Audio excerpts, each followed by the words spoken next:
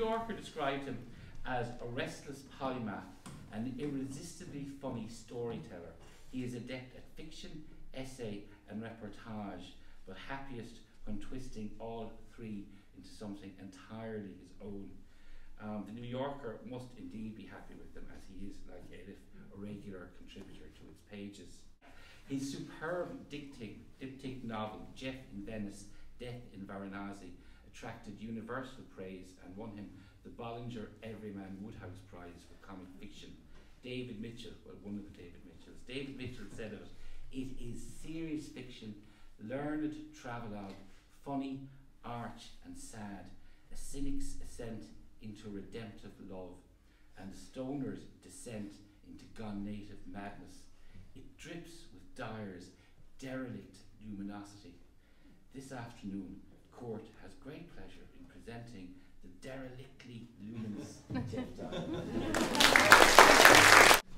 So I guess I'm here this afternoon really to hustle my latest blockbuster, this collection of essays, Work in the Room. But obviously it's not, quite often at these literary events you get paired up with somebody, and the real heading is sort of tacitly, it's two writers who've got nothing at all in common.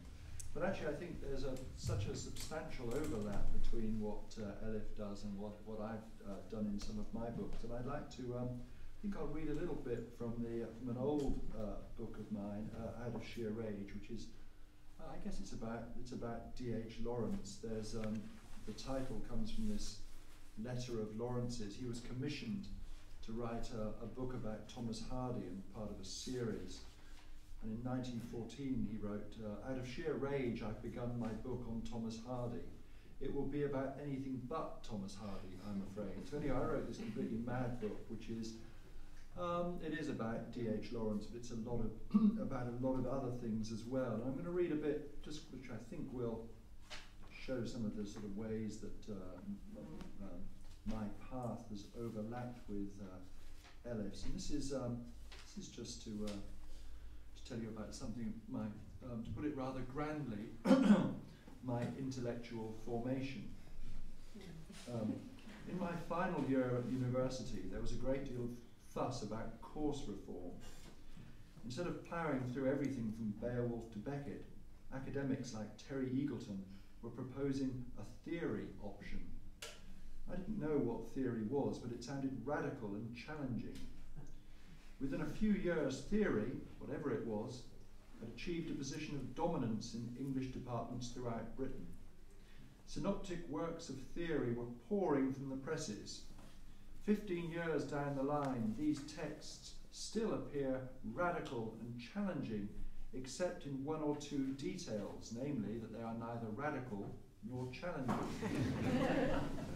One Christmas, when I was about 10, my parents gave me a Beryl the Peril annual, which included some of Beryl's answers to difficult exam questions.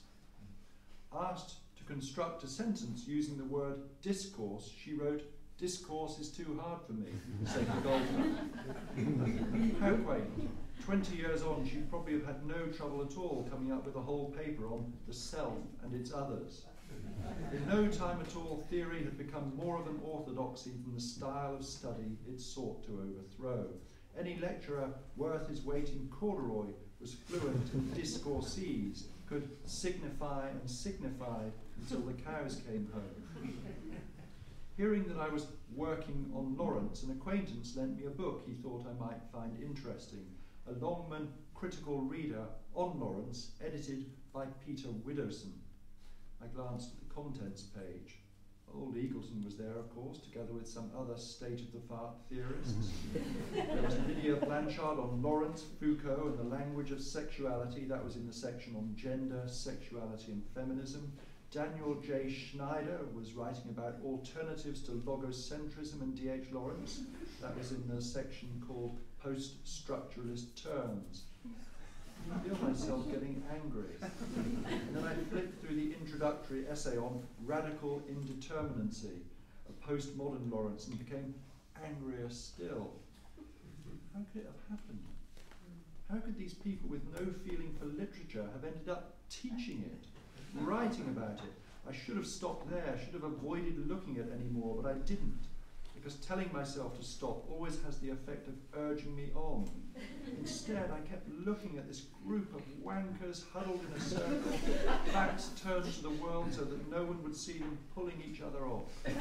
Oh, it was too much, it was too stupid. I threw the book across the room and then I tried to tear it up, but it was too resilient. By now, I was blazing mad. I thought about getting Widowson's phone number and making threatening calls. And I looked around for the means to destroy his vile, filthy book.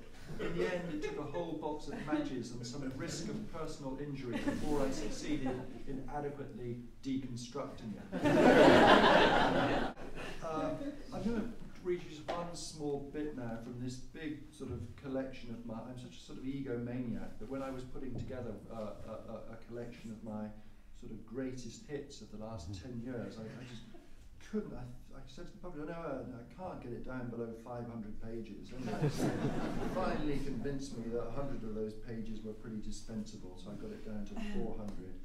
This is a pretty representative piece, which I was disappointed to find. A lot of people in reviews of the book have said they didn't like very much, but anyway, I kind of like it. So this is something about couture, about fashion, which I don't know so much about. Vogue called me to ask if I would go to Paris to write about the couture shows. I'll just read you a little bit of this.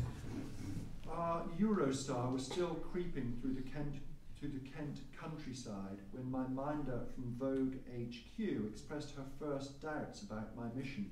Do you actually know what couture is? She said. Yes, I do, I replied. Yes, in the sense of no, not really. Detecting an I thought as much look flicker across her face, I reassured her that this was no cause for concern. Since the readers of Vogue obviously knew what couture was, it made no difference that the reporter didn't. I banged on about this for some time, rounding off my defence with a well-chosen pun. I think we're about to enter the Chanel tunnel. It was my way of letting her know that I knew more than I let on. So we go to a show. I'd never been to one before, the Christian Dior show. And this is what happens there. Thin as legend claims, the models streamed into view. The Spanish element was unmistakable. A friend once told me that the thing about flamenco was that you had to do it with a serious expression on your face, and the Dior models brought to their task a sternness of expression befitting the judges at Nuremberg. Whether face is an adequate term to describe the sight of this seriousness is, however, a different matter entirely. Face is powerfully suggestive of something human, but makeup and paint had here been applied to make this seem a quaint, possibly unfounded assumption. It quickly became apparent also that flamenco was just one bee in the designer's swarming bonnet. There was a bit of everything going on. The models appeared variously as flappers, can-can dancers, sprites, zombies, you name it. A seasoned fashion writer said to me later that this show had actually been comparatively tame. There were things in it that you might even wear, he said. Nothing brought home to me my ignorance of couture more clearly than this crestfallen lament. To my untutored eye, what was on offer here had nothing to do with clothing as traditionally understood. Looking at the coats, which seemed capable of almost anything except keeping you warm and dry, I was reminded of Frank Lloyd Wright's response to clients who grumbled about the roof leaking. That's how you can tell it's a roof, he told me. And so it was here. It was primarily by their extravagant refusal of the function for which they'd been nominally intended that they could be defined as clothes. No, this was a form of pure and vibrant display that took the job of covering the human body only as a necessary jumping off point. An ecstatic poetry was, as Mark Doty puts it in his poem Couture, ravelled around the body's plain prose. And how lovely it was, this celebration of our capacity to produce excess. What progress we've made from the cave-dwelling days when arguments would break out over whose turn it was to wear the hide. The music surged and changed.